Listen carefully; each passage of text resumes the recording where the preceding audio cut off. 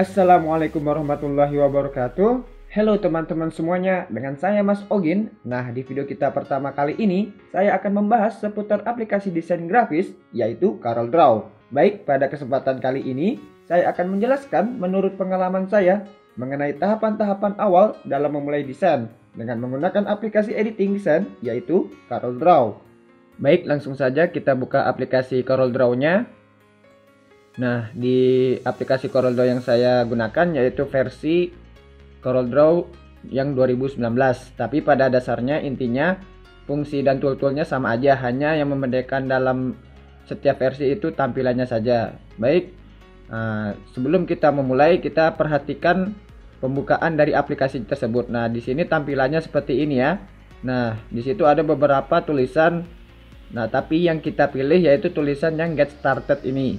Kemudian setelah itu kita pilih yang new document. Nah, fungsi dari new document ini kita memulai dokumen baru atau folder baru yang akan kita kerjakan sebagai desain dan lain sebagainya. Kemudian kita tekan klik.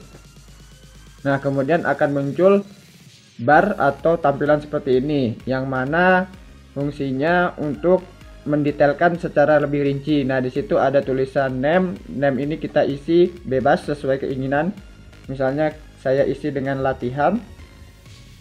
Nah, kemudian setelahnya ada tulisan preset. Nah, di sini sesuai keinginan teman-teman juga, mau yang custom, CorelDRAW default atau dan lain sebagainya. Mungkin kita pilih custom aja.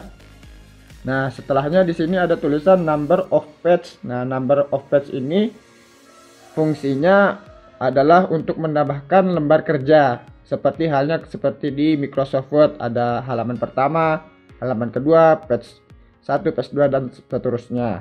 Oke, mungkin satu saja. Kemudian selanjutnya ada pilihan primary color mode. Nah, apa yang dimaksud primary color mode ini? Di situ ada dua pilihan. Yang satu CMYK dan yang satu lagi RGB. Nah, perbedaannya adalah kalau CMYK ini fungsinya kalau kita tekan ini, itu kita mengerjakan desain yang mana desainnya itu kita cetak seperti brosur, poster, kartu nama dan lain sebagainya lah, yang mana desain tersebut kita cetak. Nah, oke. Nah, kalau RGB itu yang mana kalau kita membuat desain hanya kita postingkan saja di sosial media seperti Facebook, Instagram, WhatsApp dan lain sebagainya, yang mana tidak untuk dicetak. Nah, maka dari situ itulah perbedaan antara CMYK dan RGB. Nah, mungkin saya pilih RGB saja hanya buat latihan.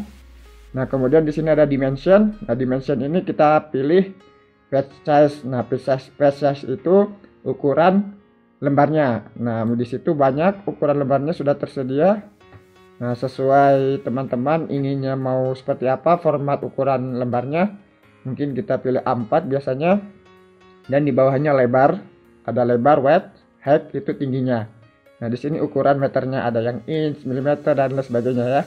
Sesuai dengan keinginan teman-teman kalau misalnya ingin membuat seperti apa. Nah, di sini orientasinya ada yang portrait, ada juga yang landscape. Nah, sesuai dengan desain yang akan nanti teman-teman kerjakan. Mungkin kita pilih landscape aja ya.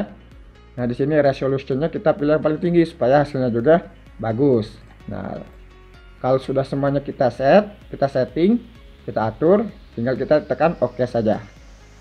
Dan tampilannya akan seperti ini. Nah, untuk lebih detailnya, di sini tampilannya terdapat kotak garis seperti ini ya, kotak segi 4. Nah, fungsi dari kotak segi 4 ini kenapa ada di sini? Nah, ketika kita mengerjakan desain dan lain sebagainya, kita harus menaruh objek-objek desain tersebut di dalam kotak ini. Karena kenapa? Karena ketika kita membuat sesuatu atau desain dan lain sebagainya, dan objek tersebut di luar kotak ini, maka ketika kita save atau kita cetak, dia tidak akan terambil alias terpotong. Nah, maka dari itu teman-teman ketika mengerjakan atau membuat desain harap teliti ya, dan diusahakan jangan sampai keluar dari kotak area ini. Nah, di sini kita tandain ya biar lebih tebal lagi. Nah, di kotaknya. Oke. Nah, jadi seperti itu ya. Usahakan di dalam kotak ini, misalnya seperti ini. Nah, seperti itu. Misalnya kita bikin bulat misalnya ya.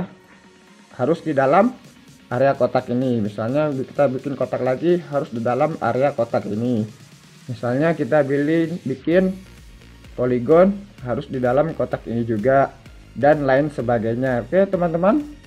Nah teman-teman, begitulah video penjelasan dan pembahasan tahapan-tahapan awal dalam memulai desain atau belajar di CorelDRAW. Mudah-mudahan bisa bermanfaat buat kalian.